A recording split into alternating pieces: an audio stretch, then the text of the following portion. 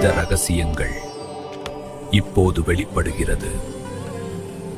கருடா, இந்த உலகின் மறைந்த உண்மைகளை நான் உனக்கு விளக்குகிறேன். அன்பான பக்தர்களே, கருட புராணத்தின் ஆழமான ரகசியங்களை கருடன் என்னிடம் கேட்க அதற்கான உண்மையான விளக்கங்களை இங்கே பகிர்ந்து கொள்கிறோம். கருடா, மரணத்திற்கு பின் ஆன்மாவின் பயணம் அதன் கர்மத்தின் அடிப்படையில் நடக்கிறது. இதை பற்றிய விரிவான கேள்விகளையும் விளக்கங்களையும் முந்தைய எபிசோடுகளில் பார்த்து தெரிந்து கொள்ளுங்கள்.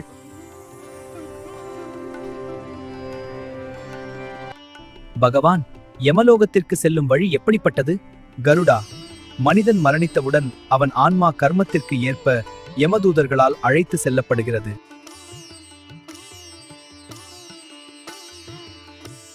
ஆன்மாவின் இந்த பயணம் சுமார் 47 நாட்கள் பயணம் செய்து இறுதியாக யமலோகத்தை அடைகிறது.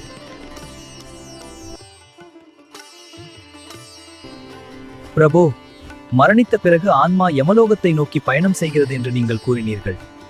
ஆனால் அந்த யமலோகத்திற்கு செல்லும் வழி எப்படிப்பட்டது? கருடா, மரணத்திற்கு பின் ஆன்மா செல்லும் பாதை எளிதானது அல்ல. கருடா, மரணத்திற்கு பின் ஆன்மா செல்லும் பாதை மிகவும் கடினமானது. அந்த வழியில் வைதரணி என்ற ஒரு பயங்கர நதி உள்ளது. அந்த நதி இரத்தமும் சீழும் கலந்ததாக மிகவும் கொடூரமாக இருக்கும். பாவம் செய்தவர்கள் முட்கள் நிறைந்த பாதையிலும் கடும் வெப்பத்திலும் வேதனை அனுபவித்து செல்ல வேண்டியிருக்கும். ஆனால் நற்செயல்கள் செய்தவர்களுக்கு இந்த பாதை மாறுபடும். உயிருடன் இருக்கும்போது கோதானம் செய்தவர்கள் அந்த வைதரணி நதியை எளிதாக கடந்து விடுவார்கள். பிரபோ, ஒருவன் செய்த பாவங்களுக்கு என்ன தண்டனை கிடைக்கும்? கருடா, அது மிகவும் கடினமான உண்மை. கருடா, மனிதன் செய்யும் ஒவ்வொரு செயலும் அவனுக்கு திரும்பி வரும். அதுதான் கர்ம விதி. யார் ஒருவன் பிறரை ஏமாற்றுகிறானோ அல்லது பலவீனமானவர்களை துன்புறுத்துகிறானோ அவன் செய்த தீயவை திரும்ப அவனையே அடையும்.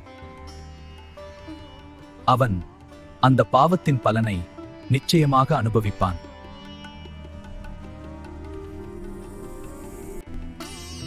குருவை அவமதித்தால் அது மிகப்பெரிய பாவமாகும்.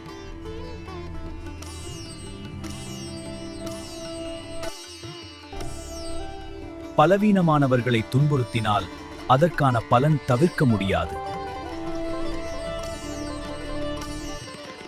அனைத்து உயிர்களும் ஒன்றோடு ஒன்று இணைந்தவை கருடா. அவற்றை மதிக்காமல் நடந்தால் அதற்கான விளைவுகளை மனிதன் உணர்வான். பொய் சாட்சி சொன்னவன் ரௌரவ நரகம் எனப்படும் நிலையை அடைவான். அங்கு அவன் தன் செயலை உணர்ந்து கொள்வான். பெருமாளே, கர்மத்தின் நீதி மிகவும் ஆழமாக இருக்கிறது.